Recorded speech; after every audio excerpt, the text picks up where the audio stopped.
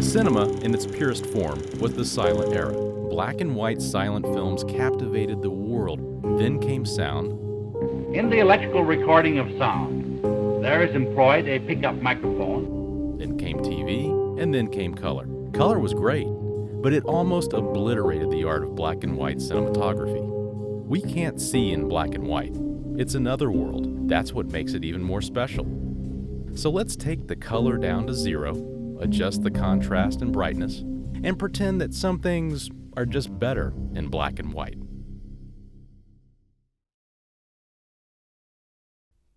Dark City came out in 1998 without much attention or fanfare, but it has steadily built a reputation through the years as a uniquely original film. From the opening scene, as the camera pans down into the city from space, the black and white starts to make this feel like a big budget version of David Lynch's Eraserhead.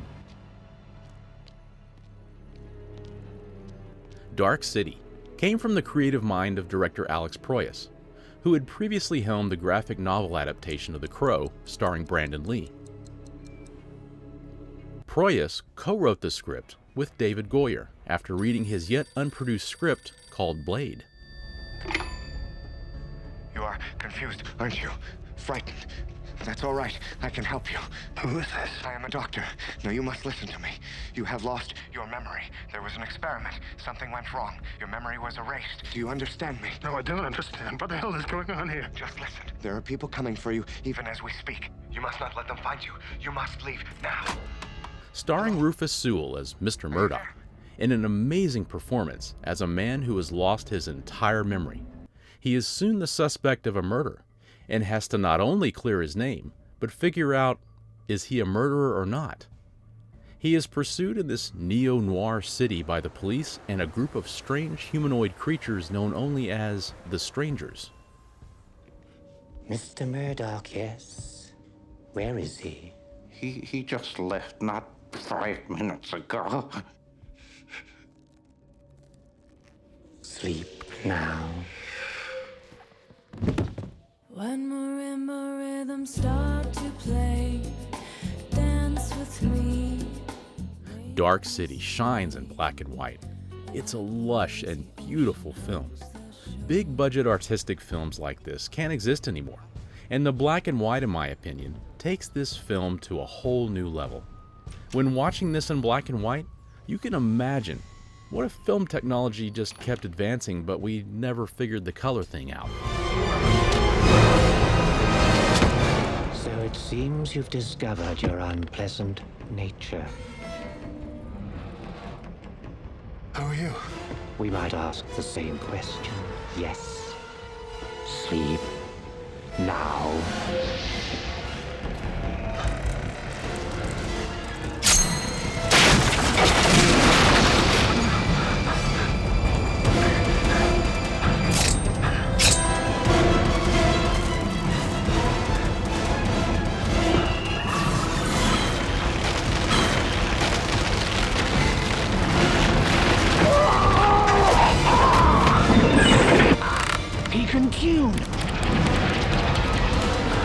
Jennifer Connelly and Kiefer Sutherland round out the main cast, while William Hurt turns in a classic film noir performance as a detective investigating the murder.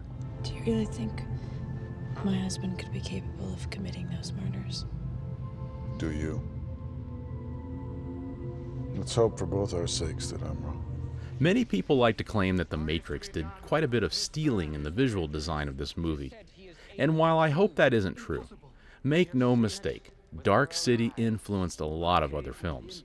You could also say this film apes a lot of Fritz Lang's Metropolis and Ridley Scott's Blade Runner look as well. Children. But this one was different, yes? What has the doctor to say about this? He has failed to report in. And Mr. Quick? No more, Mr. Quick. Mr. Quick, dead. Yes. In black and white, I was reminded quite a bit of Orson Welles' Touch of Evil. There are lots of low angles and silhouettes on display here. Kind of make a man's career. Or break it. Yeah. If you are a fan of film noir and sci-fi, then prepare yourself for a real treat. This is the perfect combination. The film plays with a lot of loss of identity, and director of photography Dariusz Wolski keeps his characters in deep shadows, creating a sense of mystery for every one of the players in this puzzle. The film has a very German expressionistic feel in many scenes. Production designer Patrick Tatopoulos, who designed the city in The Crow, also designed the city for Dark City, and it's a mind-bending design. Buildings breathe and move and change. The architecture is all over the place, and it constantly keeps you thinking, where am I? Is this place real? Is it not?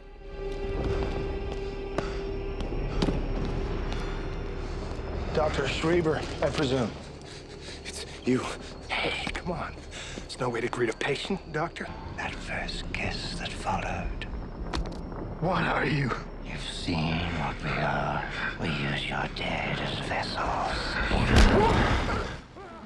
Don't get me wrong, this film is absolutely fantastic in color.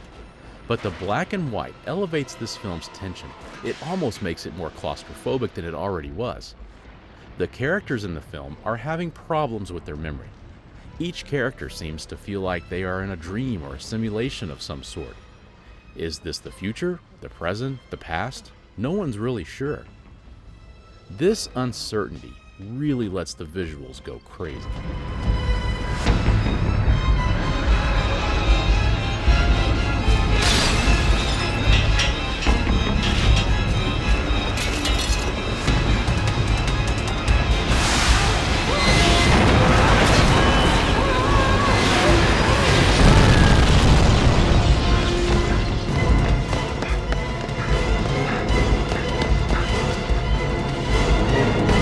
In this scene, the strangers stop time in something they call the tuning. They rearrange memories and change the shape of buildings and rooms while the population sleeps. Shut it down! It's a mesmerizing scene.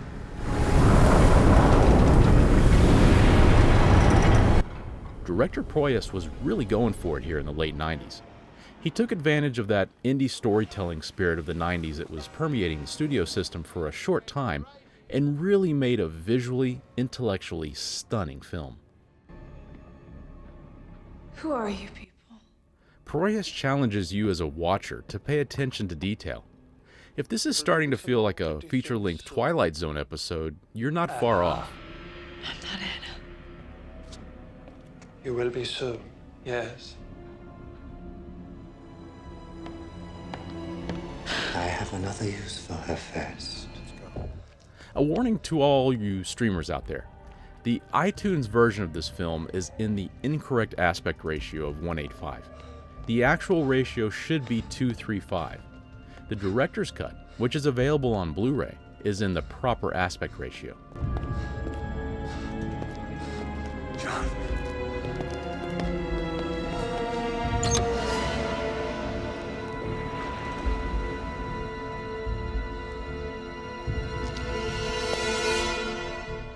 Speaking of the director's cut, it's a vast improvement over the theatrical version.